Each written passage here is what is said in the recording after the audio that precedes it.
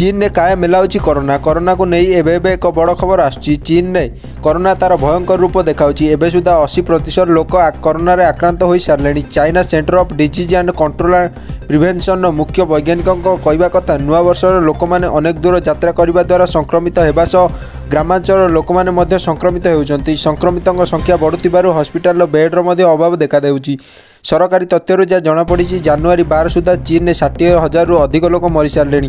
सटीक तथ्य चीन सरकार सोशल मीडिया रे प्रकाश करूना। चीन में 100 कोटी रु अधिक लोक ग्रास चलती कोरोना। यही तथ्य परिप्रकाश करन विश्व स्वास्थ्य संगठन दाबी करिछि।